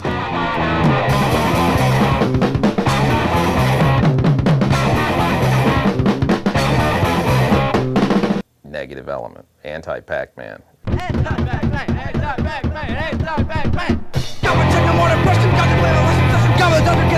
you see what fun it is? Marcus Miles for him, got to play, got to win. Eat the fruit and message too. I got my game, so who needs you?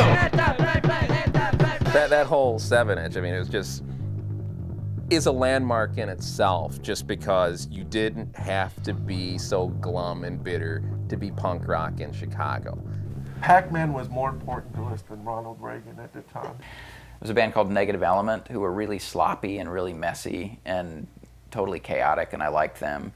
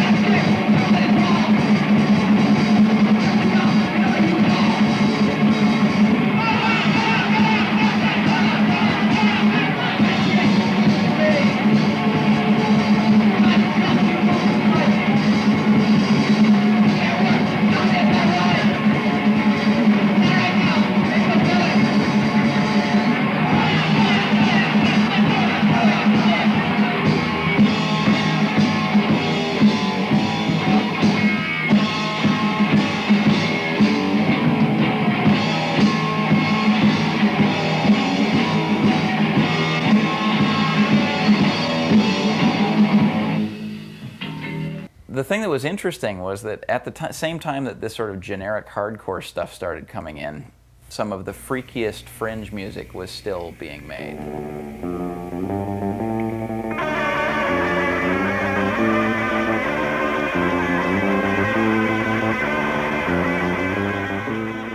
End Result, who were a brilliant band, absolutely brilliant, like completely deconstructed music, like music that could only have been made by them and that way. And they were playing at these hardcore shows.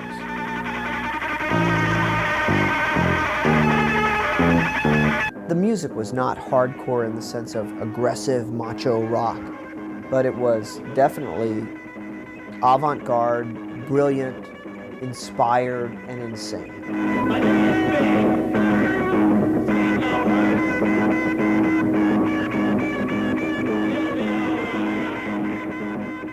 And End Result always billed themselves as the most hardcore band in Chicago. And they really were. They were more hardcore than us. They didn't have a drummer. Find a way, to Phil. Hurry home. What you need is love. What you need, I don't need. This is love. This is it. Alan had played cello, so he tuned his guitar to the cello. Ron had played trumpet, but in the beginning we didn't use the trumpet. You know, Ron had played bass or guitar. And so we'd get in the basement and we'd say, well, we don't know what to do. You know, Alan knew what to do, but Ron and I, we don't know what to do. And he'd say, play something. And, okay, stop. Now play that again. Okay, that's a song. Next. You know, didn't Johnny Rotten say that, like, we're here to destroy rock and roll? So we took out most of the structure and the chords. So that to us it was punk rock. Maybe it wasn't punk rock, but it was definitely punk.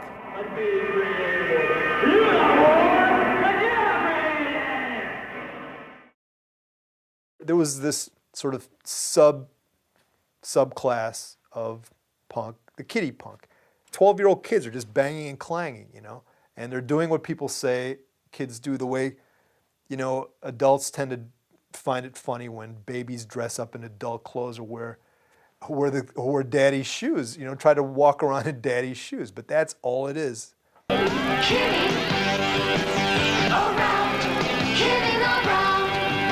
First guest today got together and formed a band. 4 young folks from Evanston. They call their group Verboten. They're going to play an original song they wrote called My Opinion, and now here they are, Verboten.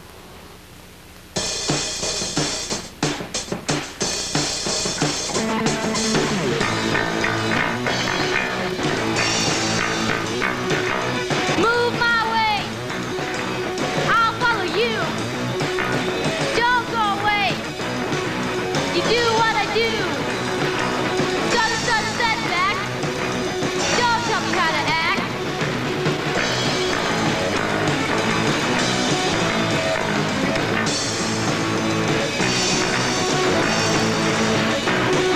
Verboten's guitar player was like 6, I think, at the time they started playing. I don't remember exactly how old he was, but he was a little guy. I got my first guitar when I was 9, and we were playing at Cubby Bear when I was 10, opening up for Naked Ray Gun and Rights of the Accused.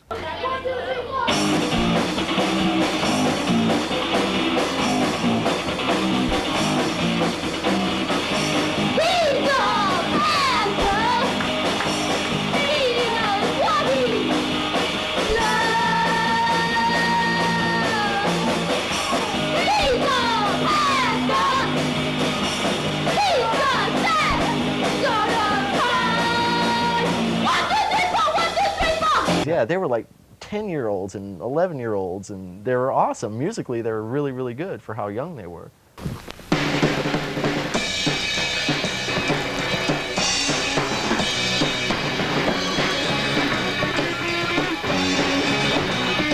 He's looking for the key for the act of you and me. He's trying to get to the spot. Too bad he's a slow shot. He's a little touch, that's a lot. Too bad he's a slum shot. Little touch, that's a lot. Too bad he's a slum shot.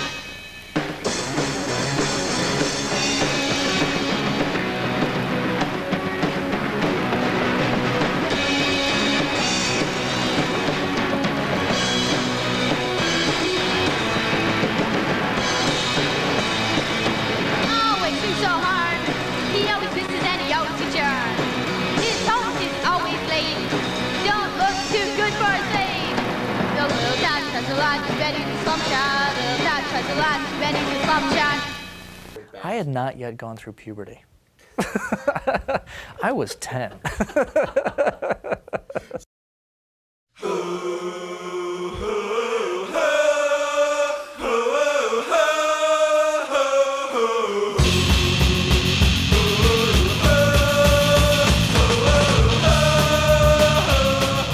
Basement Screams was his first 12-inch EP that Naked Reagan put out. I think it's 6 songs. Jim Kaleo on drums, Camilo on bass, myself and Sant, and then Haggerty played saxophone on a couple of songs.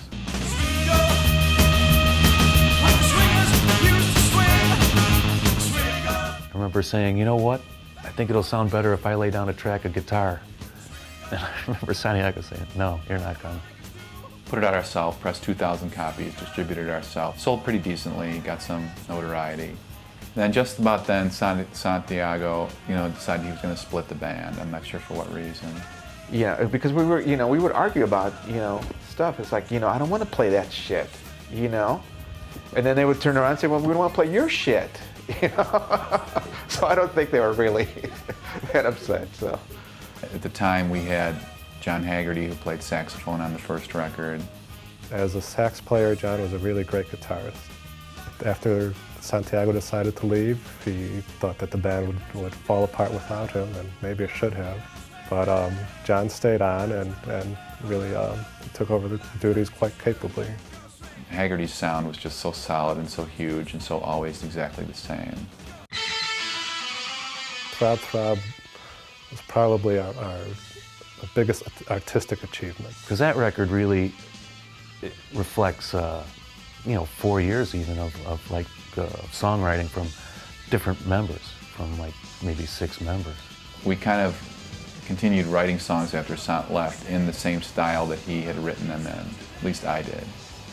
He started this style, this whoa-whoa thing with some basic chords, and I just emulated it for as long as I could keep it going, basically.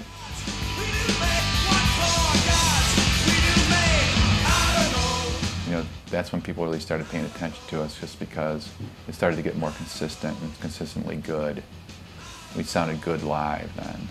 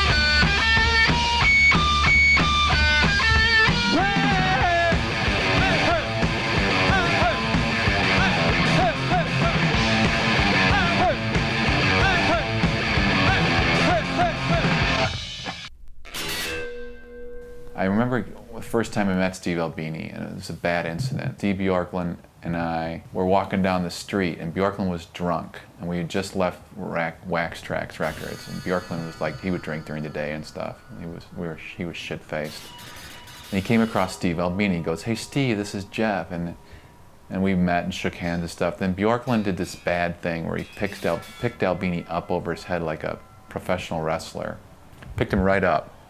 Bjorklund was kind of a tough guy. Albini weighed about 75 pounds, you know. He picks Albini up and he loses his balance. And he falls on him on the sidewalk on his head. Bjorklund falls full on Albini on the sidewalk in front of Wax Trax on Albini's head. Oh, mama. Albini gets really hurt, you know, and I just met this guy. I'm like, what the hell is going on with this, you know? And Albini was really bruised up and stuff, and he said, "No, I'm okay, but I think he had like a slight concussion and everything too. He was really hurt." And then Bjorklund and I kind of walked off, and I said, "Wow, that was weird, you know." Big Black started as a demo tape that I had made of these songs that I'd written after I got kicked out of this band's stations that I was in. I had given the demo tape to a bunch of people, basically saying, if you can think of anybody that would like this, that would play with me, you know, let me know. Jeff Pizzotti heard it, and he was kind of excited by it. He was like, "Man, I like that record. If you still need somebody to play with, I'll play with you." So I said, "Steve, I could probably play bass, you know, even though I never have. I could probably figure out how to play it. It sounds pretty simple." So Jeff and I started playing together, trying to put together a live version of the band, basically. It was him and me and a drum machine. So then we started practicing in Naked Ray Gun's practice space. And about that point in the rehearsal, which was maybe 2 hours into it, Santiago came downstairs, and he was obviously frustrated. He'd been trying to watch a football game on this little portable television that he had in his bedroom, and he couldn't hear the football game. And they were right below me, so I couldn't, you know, I was miserable. And so I sat there and I thought to myself, I can stay up here and fume and just, you know, get really aggravated, or I can do something fun and go downstairs and see if they'll let me play. So he just came down and put on his guitar and he said, "Do you mind if I play with you? I'm not enjoying the football game upstairs." So like that, literally over the course of about an hour and a half, my two favorite musicians from my favorite band in the world were playing in a band with me. You know, that was a pretty gratifying afternoon.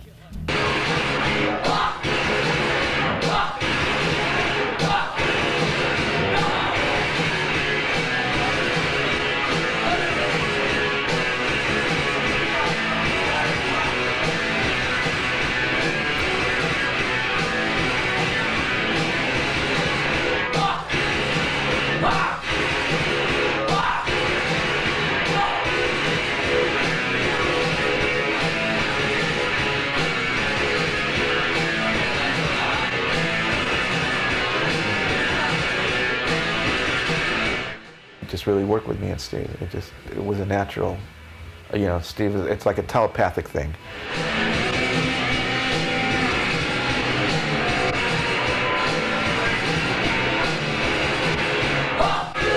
We were really well hated at the time in Chicago. No, because nobody liked Albini, and everybody used to ask me, "Why are you playing with that jerk?"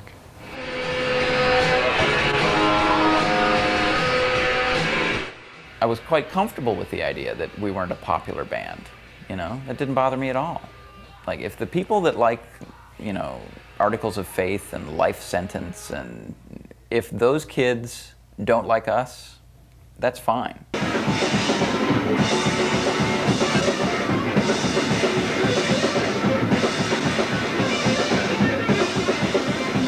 The influence of hardcore on Chicago, I think, was a really bad one.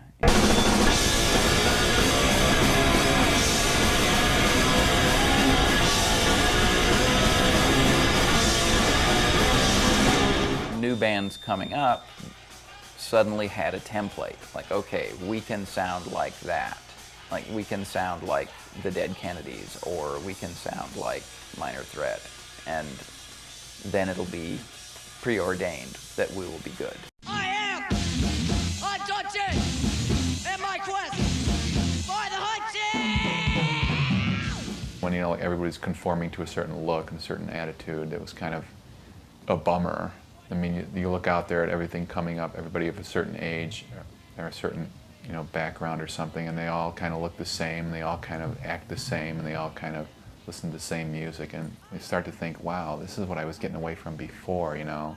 And pretty soon things got bigger and bigger and bigger, and there were more people at shows. And I guess it would be kind of the same thing that we did to the Exit people. Like all of a sudden it wasn't our comfortable little deal anymore. I think there was a lot more of the cliche punk attitude going on. And actually at the time we didn't consider ourselves to be punk. We considered ourselves to be hardcore. We drew a big difference between the two. And then when we started getting people who were coming into the hardcore scene who were punk, that's when we didn't like it. Yeah, I blame that on the Quincy and Chips. Absolutely, you know. Because I didn't really know, you know, I didn't know many people who did that, you know, studded jacket and mohawk sort of thing. And I think those portrayals brought that back, you know. Younger, tougher, suburban, and they were out looking for a fight. In the beginning, I think there were a lot of women in the pit because it was really chill. It was really mellow, you know. And by 83, 84, women stopped being able to be in it because it just became this big knucklehead slugfest, you know. And then I felt sorry for the little girls that wanted to be the little punk girls, and they would try to jump in there, and it wasn't that friendly. Even the girls got hurt. As cool as they looked and as punk as they looked. And it started to become a lot less fun. And I think that's when I stopped going to so many shows, you know. And by 1985, I was out of there. Yeah, I think 1985 was when a lot of people decided to look around for other kinds of music. But I would still go and hang out on the side, and us slightly older, then the new kids would just bitch about them, and it's look at them, they don't know, they got no idea, So you became I became exactly what I hated in the beginning. We'd like to tell you about a really stupid radio station, Q101. They say the Q stands for quality music. What a laugh. They don't play the Dead Boys. The Flesh Eaters. The Germs. All you get is Fleetwood Mac. Fogelberg. Best of the 60s. James Taylor. The Beatles. Eagles. Nothing. Q101. The Q is for quality music. They give you Let's Lynch the Landlord? Never.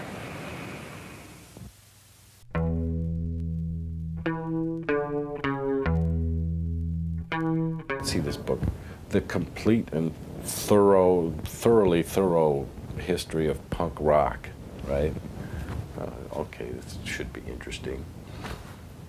There's nothing about Chicago. There was Steve Albini had a few lines about him, and that was it. We were just kind of off the map. I mean, there was no such thing as a Chicago scene that was recognized nationally. The Midwest is a bunch of hicks, so I think that's what the attitude sort of the entertainment industry is, There wasn't enough people who recorded. There wasn't enough people who got signed. I mean, I can name the bands that got signed on one hand, I think if one band had kind of made it a little bit, it would have, fueled the whole scene, and it would have, but it just did, when it doesn't happen, nothing happens. Chicago always was like the redheaded stepchild,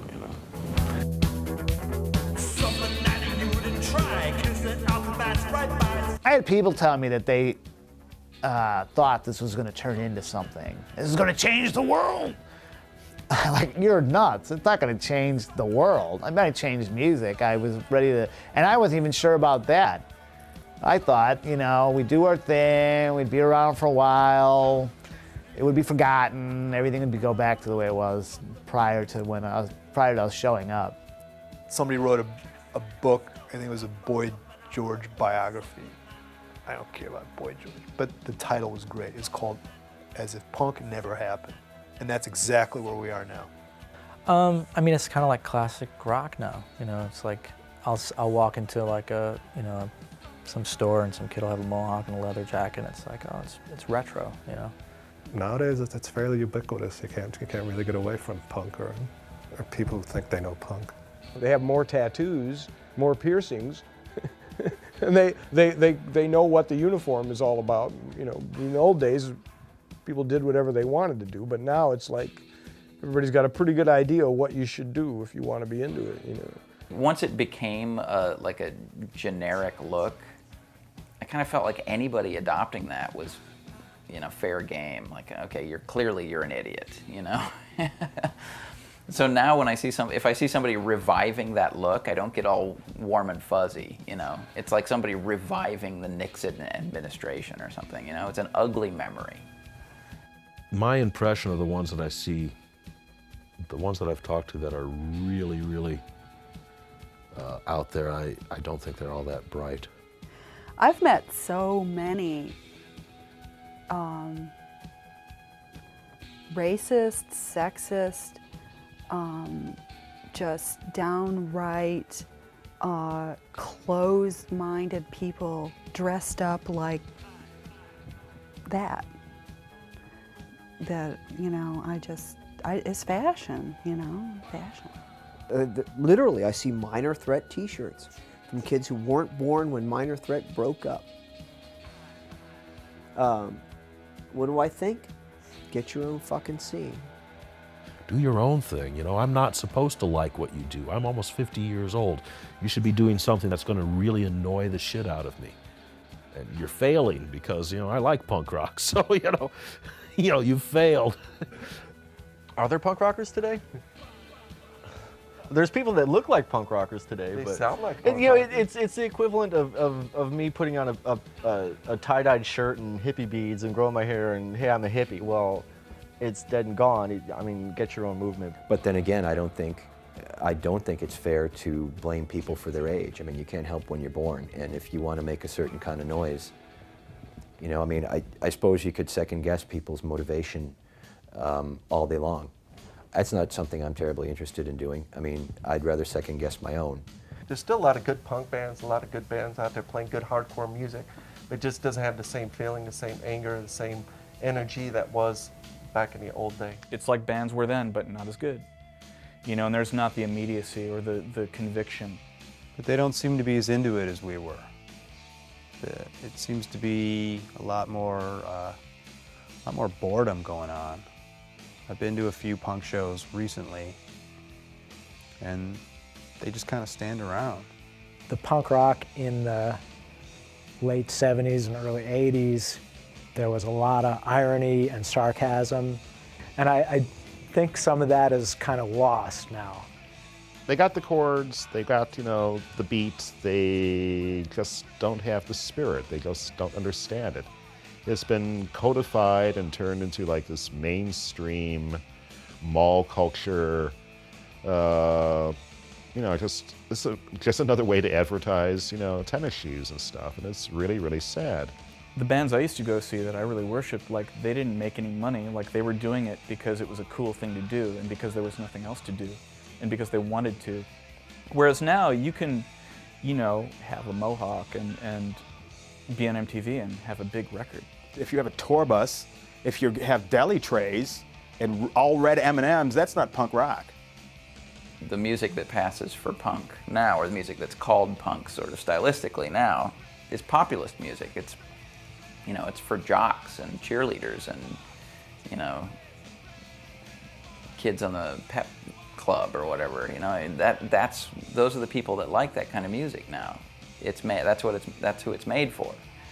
And you know, they're the enemy. They don't back it up. They don't back it up musically, and they don't back it up with attitude. It's the song content, it's the lyric content. You know, they're singing about being mad about some girl in Southern California. That's not what punk's about, you know. Punk's about being pissed off at the general condition, you know. A lot of them are doing the same old fucking shit, you know, and you know, I've only whatever. heard things that, you know, this new stuff. I'm going, I don't know. I heard 10 bands like that 20 years ago, you know, I don't know. Yeah, and it's what you Just consider punk not that anymore interested. nowadays. I mean, punk is mainstream almost. Yeah. If you can sell it, it doesn't hold the same weight, you know, but that's inevitable as far as I'm concerned. You know, you can't stop that, and you shouldn't stop it. You know, underground music goes through what it goes through, and then it's over. There was like a, you know, the rage towards Reaganism and all that. There was a movement, and even though politics are totally fucked up right now, and it's just there for the taking. I don't see it, you know. It's like, you know, Green Day's pissed at Bush, you know. Oh, you know, it's just different. It's just a different time. We were all angry. I wonder what happened to all the anger. It seems people are very happy with the way things are right now, and I don't understand it, because I mean, right now, it's worse than ever.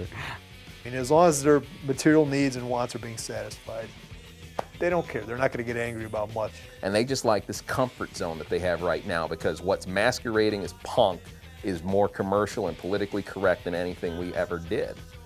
I don't know, what is punk rock these days? I think people today are getting into other kinds of music if they really want adventurous music. Because I think there is adventurous stuff out there, and I think it's not necessarily punk rock. You know, I've got great hope in the kids, and I hope they, you know, do manage to be able to come up with new and creative ways of expressing themselves. It may not be the same as the punk rock we knew in '77, '78, but something that embodies that same kind of spirit of, you know, rebellion and experimentation. Let me like deal with what I put my parents through. Do it, you know? Freak me out, cool. I'll be proud of you. I'll tell you one thing about the suburbs. Once we got this whole punk rock thing settled into the suburbs, it's never gonna leave. It'll take 1,000 years to leave the suburbs, and that's where it's stuck now, and that's where it's gonna stay for hundreds of years past my death and everything. It's the world's greatest thing, that punk rock is settled into the suburbs. You can't get it to leave now. They'll have to root it out by its ankles and pull it out by the roots, you know? Because once the suburbs glom onto something, like, you know, bad heavy metal or whatever, it takes forever to get it out of there. It's still there. This punk rock thing is in there. It's where it's settled down into. And bands are just going to keep coming out of the suburbs doing that forever now, for as long as you and I are alive.